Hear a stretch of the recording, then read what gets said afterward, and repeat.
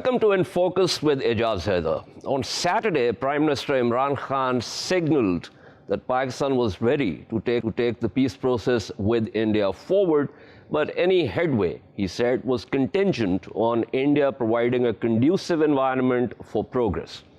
The statement came in a series of tweets on the second anniversary of Pakistan Air Force's Operation Swift Retort on the morning of 27th February 2019. Last year, on 27th October, Khan had made a peace offer to India, saying peace was linked to alleviating the suffering of the Kashmiris and settlement of the dispute.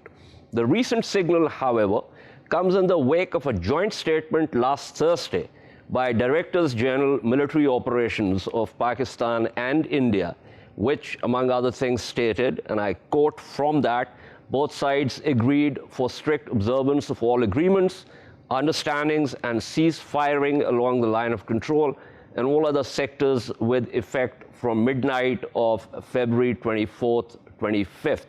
The two sides also reiterated that existing mechanisms of hotline contact and border flag meetings will be utilized to resolve any unforeseen situation or misunderstanding.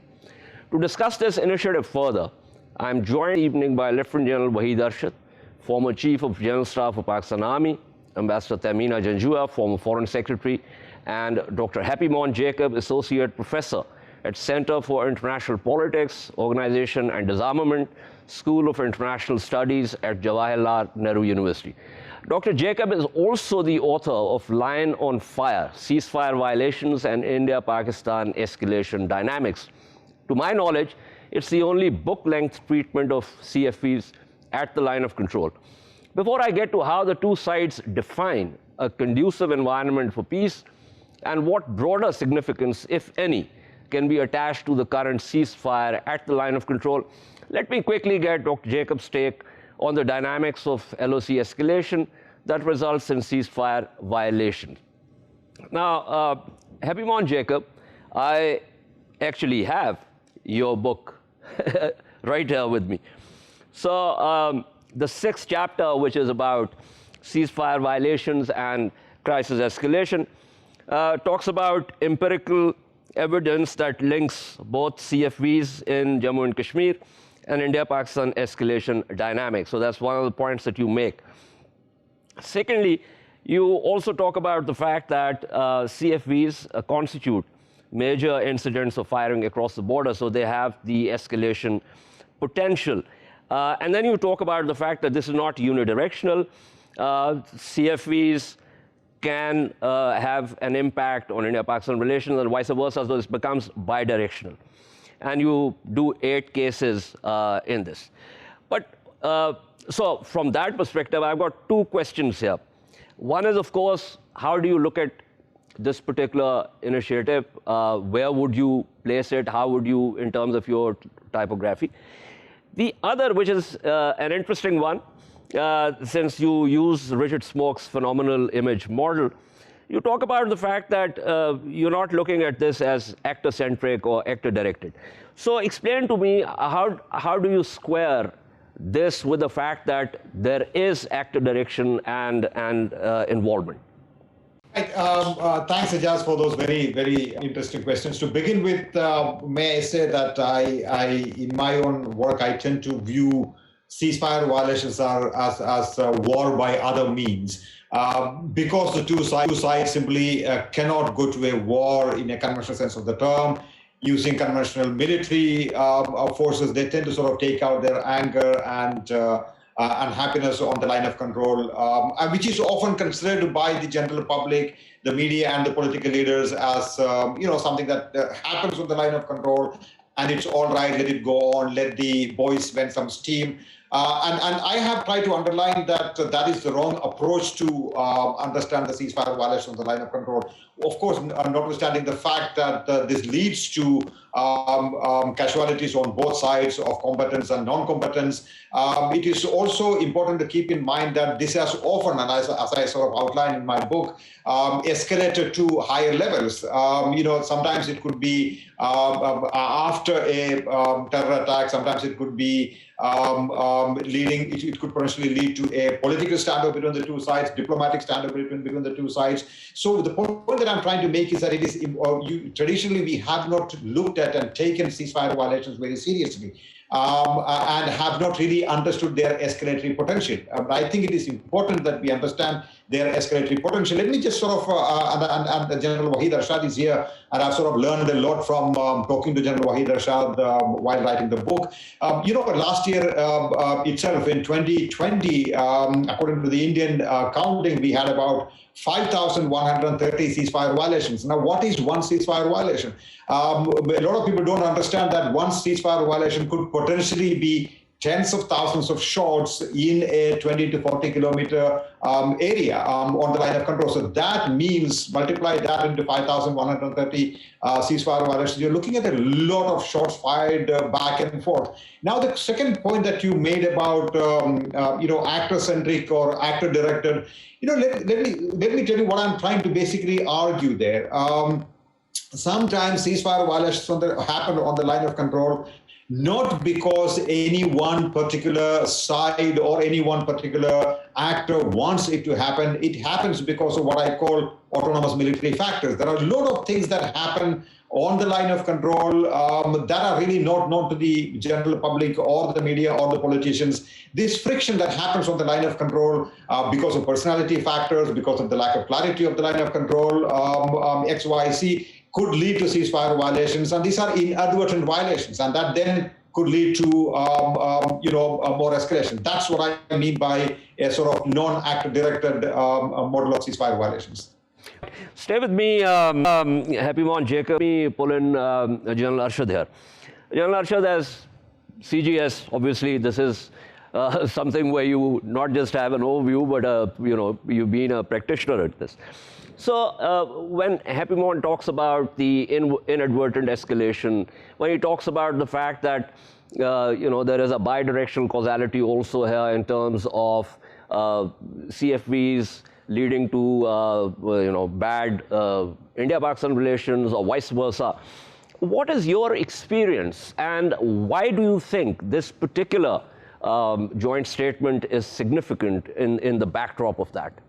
I agree with what Happymon has articulated. Actually, we've been having a lot of discussions on that, and I think he's the only academic / journalist who has visited the line of control himself, met people, and seen perspective from both sides. My view has been that post 2016, line of control, the political dynamics between the two countries have more or less been in control of what is happening along the line of control. And yes, once the ceasefire starts or breaks down by one side or the other, it escalates both in terms of inadvertent escalations, in terms of the response mechanisms of both sides, but also in terms of one-upmanship, political direction, till the time there is some communication at the hotline contact or at the lower level to stop it. So there is this potential of escalation inbuilt into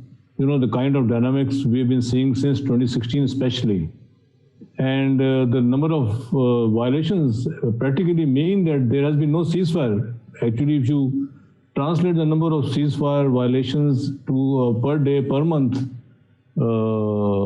framework, you'll find that actually practically there has been no ceasefire, so to speak. So I think in that backdrop, and if you recollect post 2016 Uri and martyrdom of Burhan Wani and then dynamics later on, I think this is a very significant statement, although it's just a reiteration of the understanding of the 2003, but it's a big reiteration. And why do I say that? Is because of the dynamics of the last 5-6 years, and if both sides have agreed to go back to the understanding of 2003, means that both sides are probably more serious now, given what has been happening for the last 5-6 years, not to repeat that dynamic again. Right. Okay. Happymon, I don't want to make this too academic, but here's the thing. And once again, with reference to your book, you talked about, in doing the studies, when you talk about Operation Parakram, You said since the Indian side knew well enough that despite making preparations for Operation Parakaram, it would have been a costly affair to go to war with Pakistan. Violence was conveniently shifted to the border, resulting in high levels of firing with high-caliber weapons. It almost, if I were to draw from nuclear strategy, it almost looks like a kind of instability-stability paradox that you want the center to hold, or that's where you cannot have a contest of arms, so the periphery remains destabilized. Is that something that you would agree with? I think that is pretty much accurate. I mean, because the two sides cannot afford to go into a full-scale conventional war, which is going to be disastrous for both sides, they have conveniently shifted the wending of the anger mechanism, the line of control. I mean, let the boys fire a few shots, and there will be a couple of casualties. All right. I mean, that's how armed forces behave. That's all right. It's not going to have an impact on the systemic or subsystemic stability, as it were, between the two sides. The politicians don't have to be. I mean, I've spoken to so many people, interviewed almost 100 people on both sides, military officials and politicians and analysts. And the typical argument that I get to hear is that, what happens on the line of control remains on the line of control. It's all right. You don't have to really lose your sleep over that. I think that is going to change. But anything, because, when, say, in the 90s or in the 80s, when they were fighting on the line of control, there was no media, there was no Twitter, there was no social media. People wouldn't really get to know what was happening there. Today, anything happens in a particular sector on the line of control is known to people all over the country in such a short time. So that actually leads to a certain escalation dynamics of its own. So you're right. The more there is a certain certainty about, or the assumption of certainty about stability at the higher level, this leads to a lot more instability at the lower level. Now, I'm contesting that by saying that this is a misnomer, because the lower level instability can actually sort of escalate to higher levels and lead to a lot more instability. So the earlier we realize that and address the mechanisms that can be, and create mechanisms that can be put in place to ensure there is a ceasefire, like the ceasefire agreement of, say, February 2021. We will be better placed to control this violence. One last point, Ijaz, and that is, I agree with General Saab that this is a reiteration of the 2003 ceasefire agreement, when he was himself the Deputy Director General of Military Operations on the Pakistani side. But unfortunately, both in 2003 and in 2021 February, the ceasefire agreement is not a written down one. It's a telephone conversation, and both these ceasefire agreements are basically reinstating the December 1971 ceasefire agreement. To my mind, this is not going to hold. You have to actually have, and to be fair to Pakistan, Pakistan has been saying this time and again, that there needs to be a properly written down, formulated ceasefire agreement, and I'm all for that. Right. I stand Happymon because, but frankly, between India and Pakistan, we have instances where even when things have been written down, they still got violated. But let me pull in Ambassador Janjua here, because from the soldiers, ultimately it's the diplomats who get involved and they have to sort out the mess. So Ambassador Janjua, how do you look at this joint statement, and what kind of significance would you attach to it? Is it a standalone thing? Is it perhaps a step towards some kind of other steps, some kind of détente where the atmosphere can become more conducive for a dialogue framework? Let's be clear on what are the reasons for this agreement or this ceasefire understanding to take place. Both there has been an escalation in the ceasefire violations, and as a result, there have been Kashmiris that are killed on both sides of the line of control, whether on the Indian side or on the Pakistani side. And this is a matter of great concern to Pakistan and so much sensitivity. Pakistan loses much sleep on it because of the fact that they are Kashmiris. And now with the recent escalation that took place, the Indian side was hitting houses, and people and young people were getting killed, and women and children were getting killed. So it was a matter of great concern. Secondly, I believe that the pressure was generated on the Indian side to have some kind of an agreement or understanding on ceasefires because of the global appeal that was made by the Secretary General of the United Nations for a global ceasefire. And in this, when he made that appeal, he particularly alluded to Kashmir as well. So it is something which I'm sure must have created a great deal of pressure. Bilateral interlocutors would have also weighed in on the Indian side as well. So there has been pressure on the Indian side. From our perspective, the ceasefire violation, ending them is a matter of that we are happy about because of the fact that Kashmiris were being killed on both sides, as I said, of the line of control. On whether there's been a term that's being used nowadays since the last 2-3 days on normalization of relations. I would call this selective engagement as a normalization of relations between the two. But it is one area on which there has been some agreement, and therefore it's important that that agreement also holds.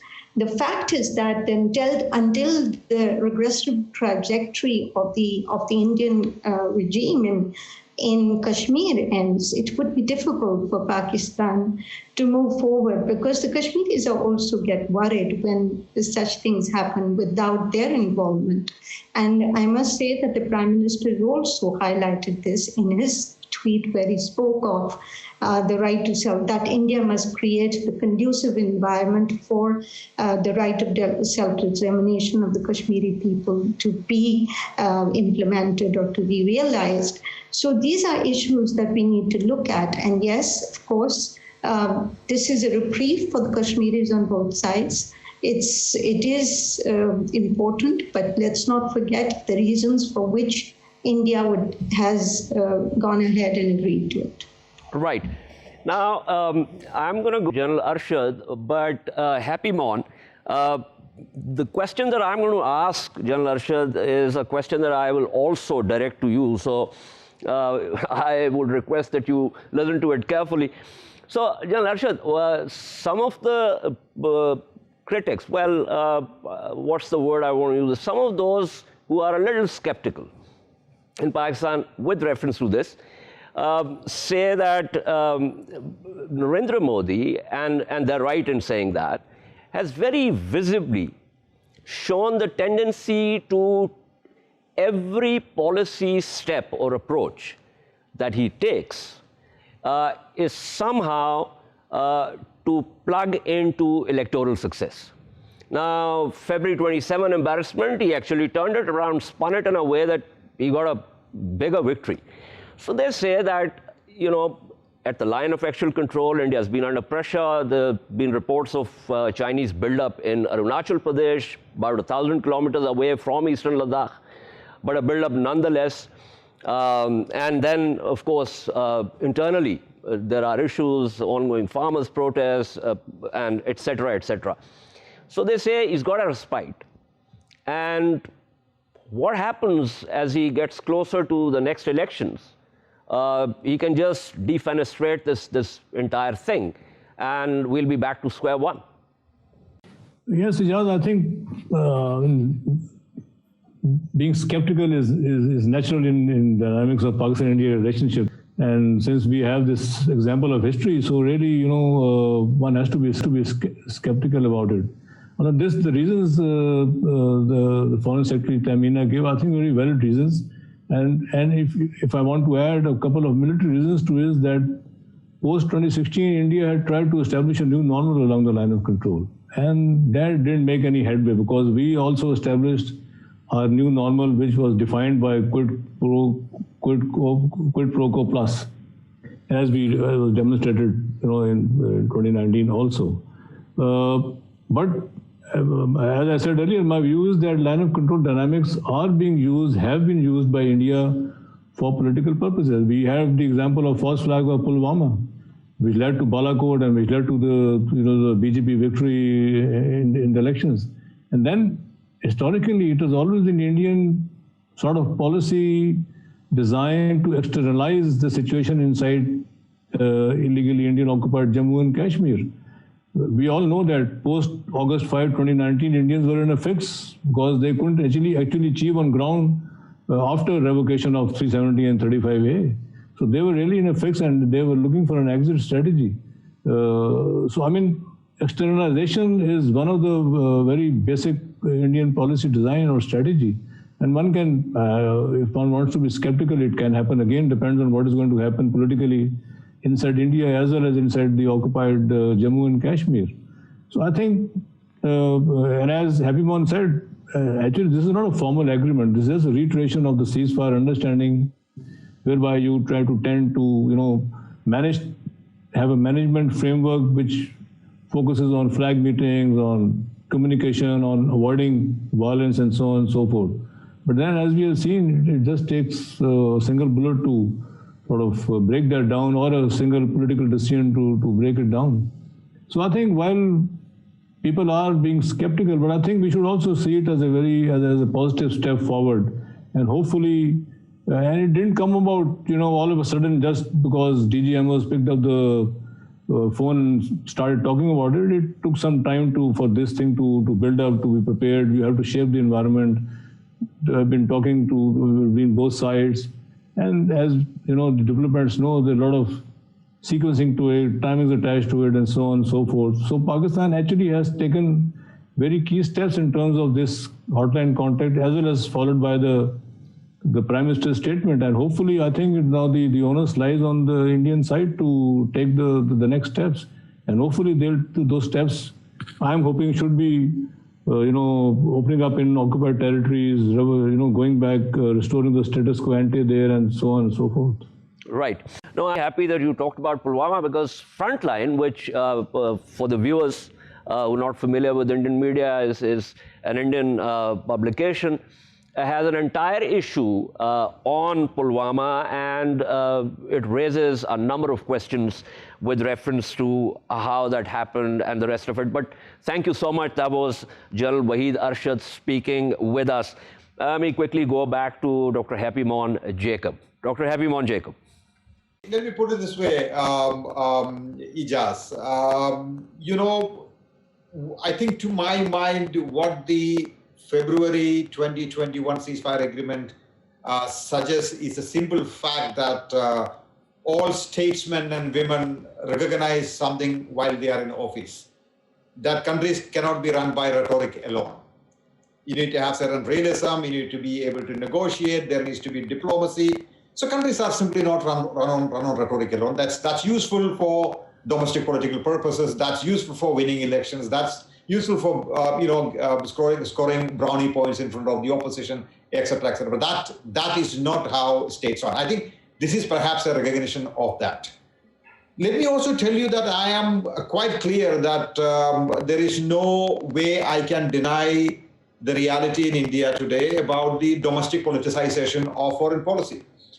It happens in a democracy, it happens in the United States, it happens in all parts of the world. But I would say the domestic politicization of foreign policy in India is more than what I would probably desire. But hey, that's the case here. So one has to deal with that. Let me come to my related point, which is, and this is taking off from what Ambassador Janjua said about normalization. I agree with her. I think this is a piecemeal arrangement. This is a piecemeal agreement, that what you see on the line of control now. This by itself cannot be described as normalization of the India-Pakistan relations, or that India-Pakistan relations have now come to a certain, reached a certain rapprochement. I don't think so. I think a lot more will need to be done. The test of whether or not this ceasefire will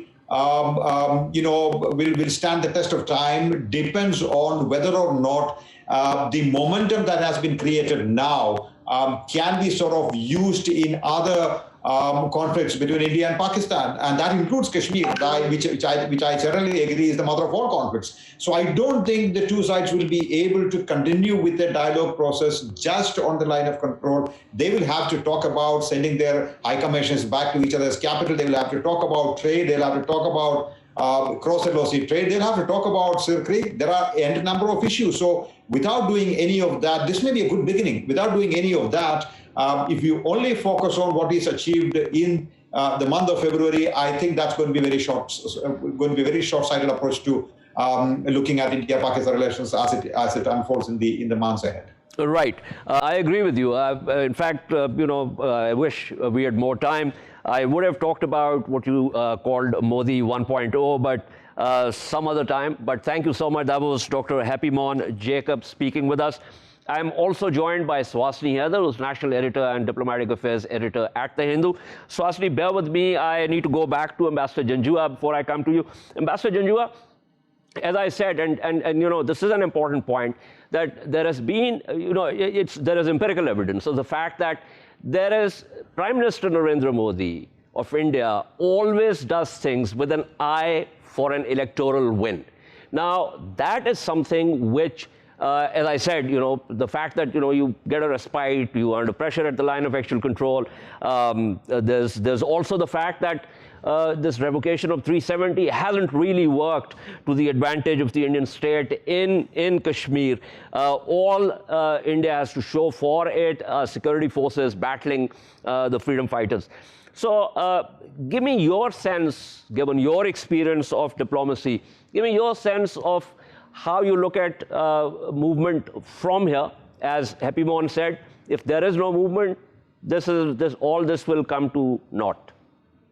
Well, Pakistan-India relations have always a cyclical history. You go up, it goes up, then it falls down. And unfortunately, we have had some really bad dips in the recent past, and that's because of the policy that is pursued. And you rightly pointed out that, General Arshad also pointed out, to the externalization of foreign policy, of the internal policy, and that's where we have a problem, because every time there's a difficulty within India, then Pakistan becomes the target of the rhetoric of all actions that are there, and of course the actions that are carried out within Pakistan with regard to terrorism that is supported and perpetuated by the Indian side as well.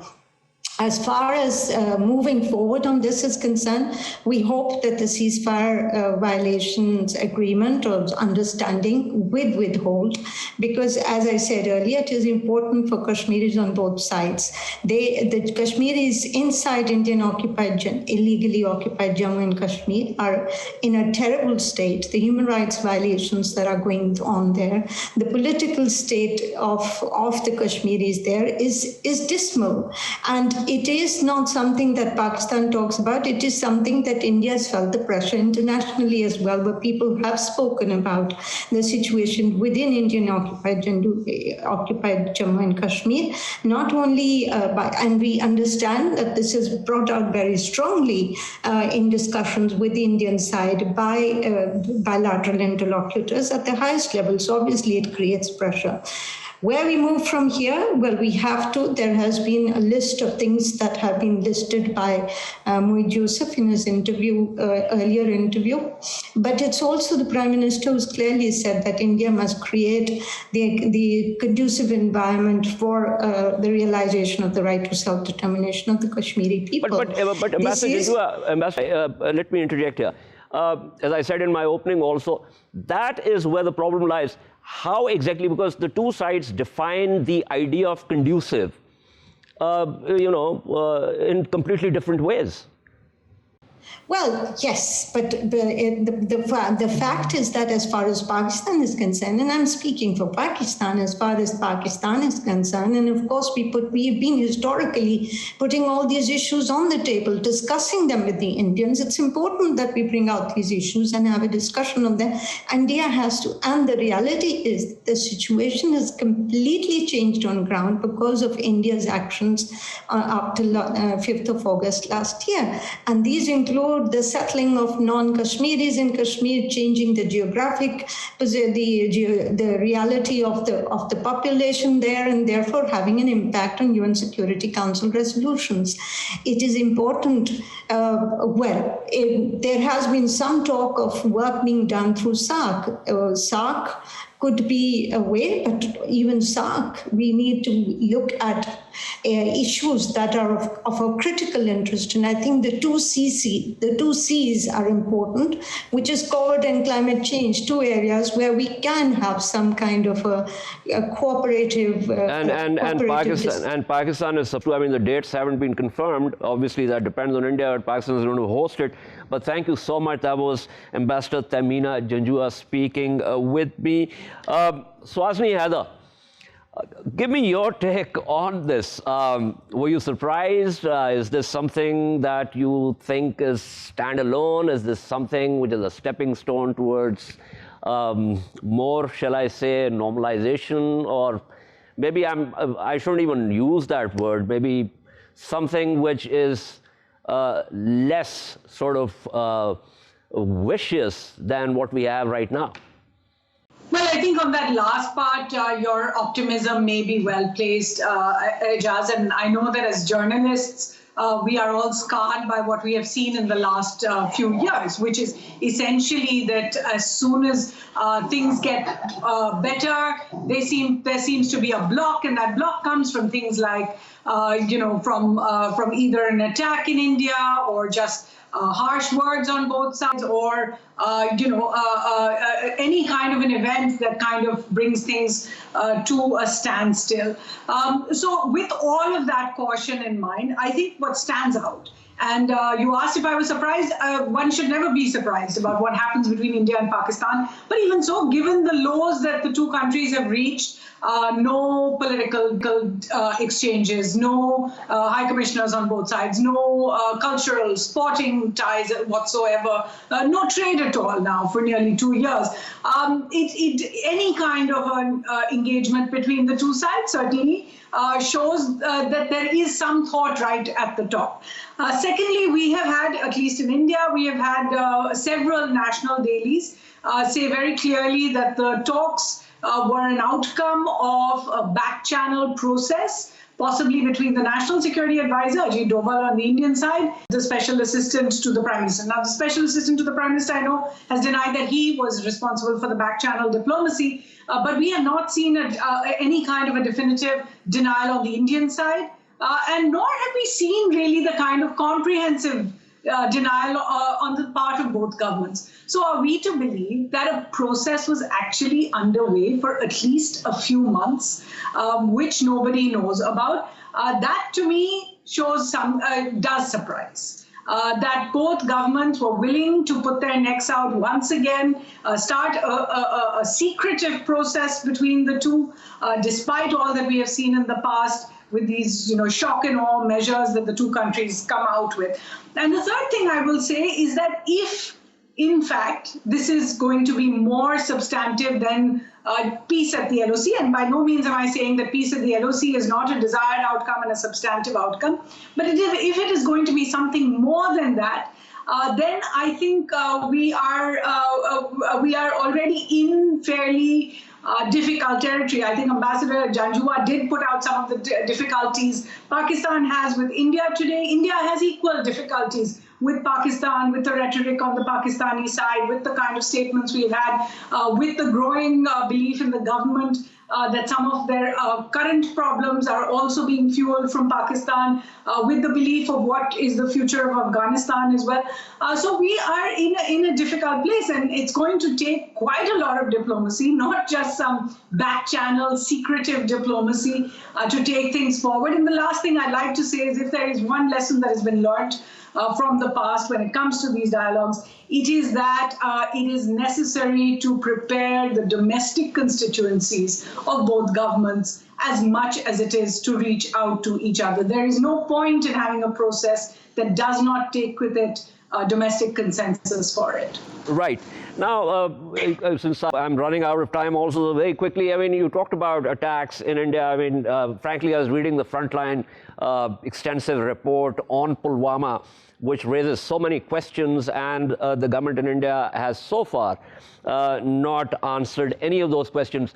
We put out a dossier with reference to, what we call the Indian activities in Balochistan and elsewhere.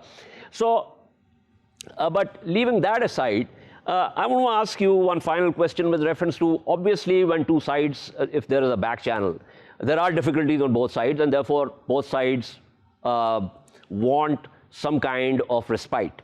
Now, what possibly could be the hurt on the Indian side? Is it the line of actual control, which now has to be hard-manned? There's a build-up of Chinese troops, PLA troops in Arunachal Pradesh. The fact that revocation of 370 hasn't really worked to the advantage of India in occupied Kashmir. So, or is it the COVID? Is it the farmers' protests? I mean, how would you look at it? Well, I think the analysis is still being done about why India would agree at this particular moment. And remember, the coincidence seemed very great that on the day that there is an announcement by the DGMOs, the foreign ministers of India and China speak after what is months. Also, and talk about setting up a hotline between them. So therefore, I would say that there are three basic conjectures about why this and why now from the Indian side.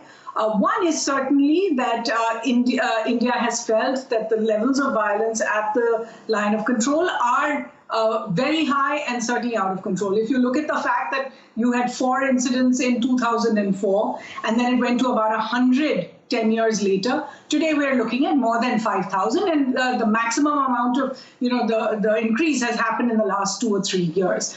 So one is definitely what is needed right at the line of control.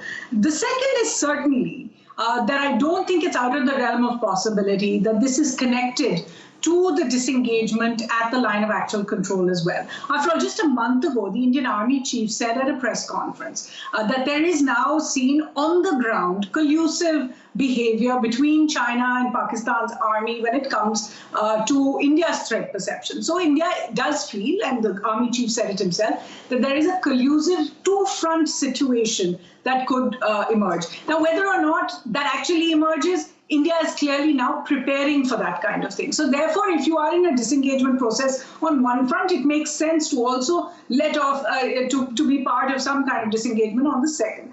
And the third reason, the third conjecture that's being put out there is that with Mr. Biden coming to power in the US is certainly looking at its options in Afghanistan, and it would no doubt be a great relief for the United States to feel that the India-Pakistan situation, the tensions between them, the tensions over Jammu and Kashmir are not going to add to the US's problems in Afghanistan. Now, all three conjectures are out there, and I can only tell you as an analyst that I see some weight in each of the three, possibly in all. No, you're right. Thank you so much. That was Suhasini, Haider speaking with us. We shall take a short break and return to discuss protests in Dhaka following the death in jail of a prominent writer and government critic. Stay with us.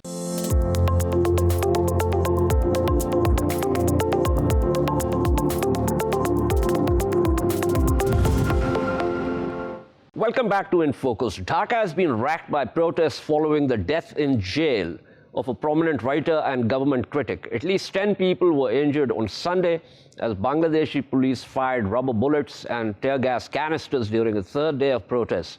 Mushtaq Ahmed collapsed in a high-security prison and died late on Thursday, 10 minutes after being arrested under a digital security law that critics say is being used to silence dissent in Bangladesh. Live footage on Sunday from a local television station showed a road and footpath in front of the National Press Club, a favorite protest site in Dhaka, turning into a battleground as police beat protesters with clubs to disperse them. Student activists from the main opposition Bangladesh Nationalist Party hurled rocks and attacked officers with bamboo and plastic pipes, prompting police to retaliate. To discuss the situation unfolding in Dhaka, I'm joined by AbuBakar, who is a barrister and rights defender. Barrister Molla, thank you for being on the program. Now, Mr. Ahmed was, according to reports, denied bail at least 6 times. So could you explain to our viewers what exactly is this digital law and why was Mr. Ahmed imprisoned under this law? The government has enacted a law according to the major international human rights organization, a draconian law.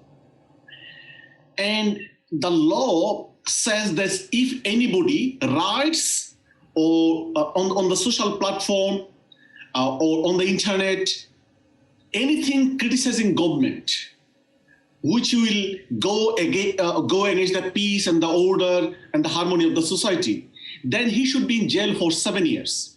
And not only that, if anybody criticizes the government, father of the country, and the spirit of the liberation, he or she would be sentenced for life sentence for 14 years. So the international community criticized the law from the very beginning. Mr. Mustaq Ahmed write a Facebook post criticizing the government, saying that the government is not prepared enough to tackle the pandemic. Is it a crime? Is it an offense?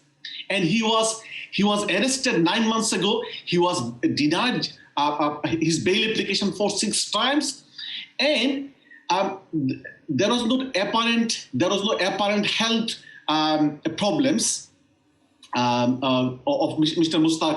Mustaq.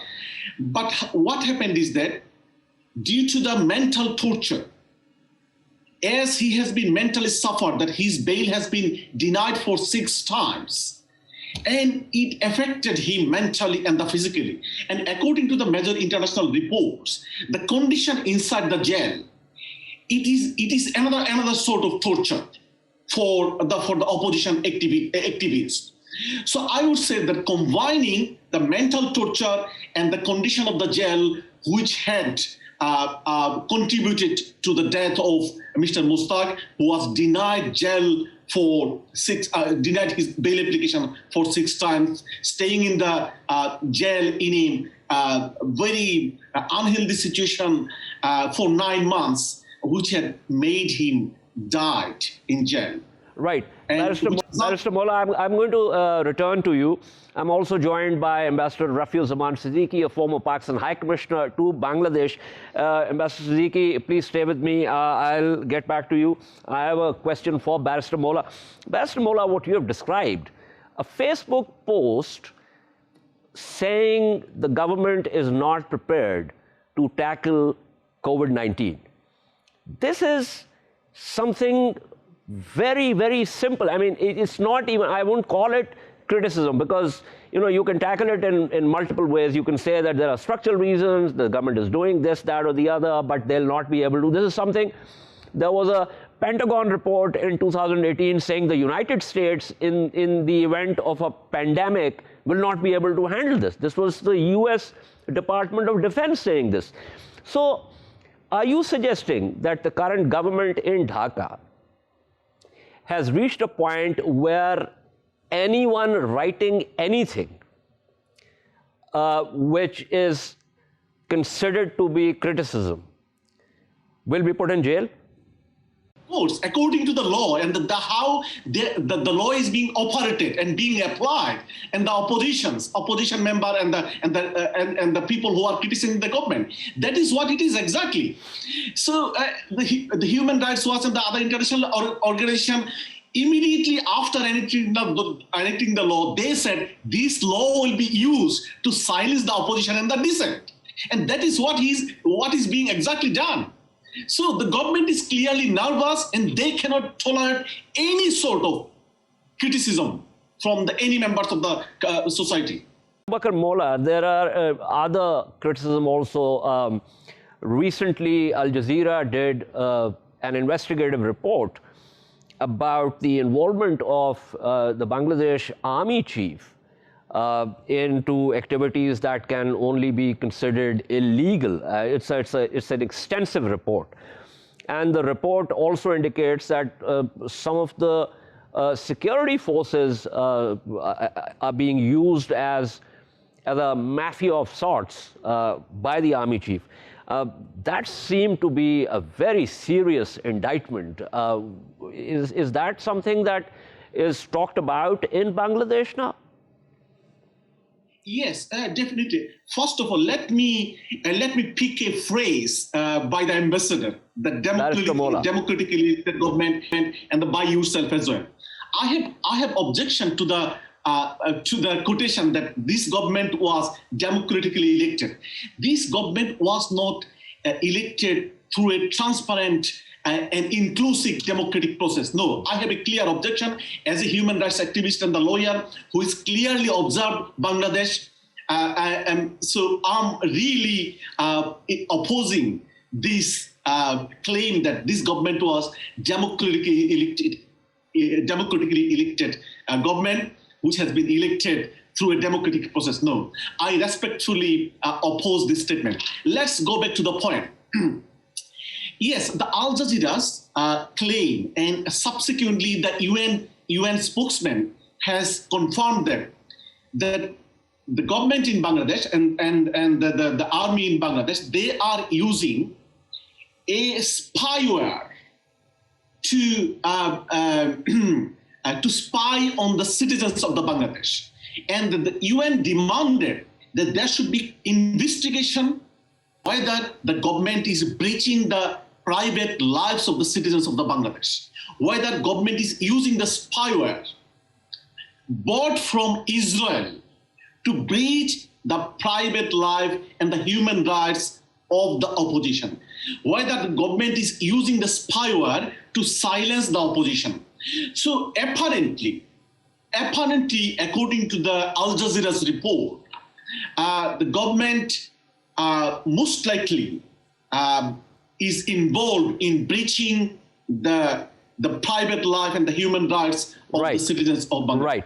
Now, according to report, Bangladesh Prime Minister Sheikh Hasina on Saturday, this is last Saturday, shrugged off concern over the internet law, Ahmed's death, and criticism of her government's rights record. This is after ambassadors from 13 countries expressed grave concern over this case. Ambassador Siddiqui, how do you look at the situation? I mean, what Barrister AbuBakar Molla is saying clearly indicates that we're looking at a government that is all but totalitarian or wants to be totalitarian despite being democratically elected. I think I would agree with what Mr. AbuBakar has just said and what you have kind of, narrated, that, any individual, any Bangladeshi national, you cannot stifle their voice by bringing in such laws. I think this is a very archaic law which came into being in 2018, just before the elections. I mean, and the BNP is also taking political mileage, and rightly so, out of this, because this law is really kind of, throttling people's necks, and this is really attacking the individual's right to his or her opinion. The law is hello. Right. Go on. Yeah. So I'm saying that this law is very archaic in nature, and it has earning flack not from within Bangladesh, but outside as well. As you mentioned, about 13 ambassadors have kind of, said that this is not on, and the Bangladeshi government should respect the international human rights. And this is one way. But unfortunately, the Bangladeshi Prime Minister has just shrugged off all concerns, not just with reference to this law, but also with reference to the unfortunate demise of Mr. Mushtaq Ahmed. But thank you so much. That was Ambassador Rafiuzzaman Siddiqui. Thank you also to Barrister AbuBakar Molla. This is all from In Focus tonight. We shall see you tomorrow at the same time. Keep following our latest updates on social media at indus.news. Good night and goodbye.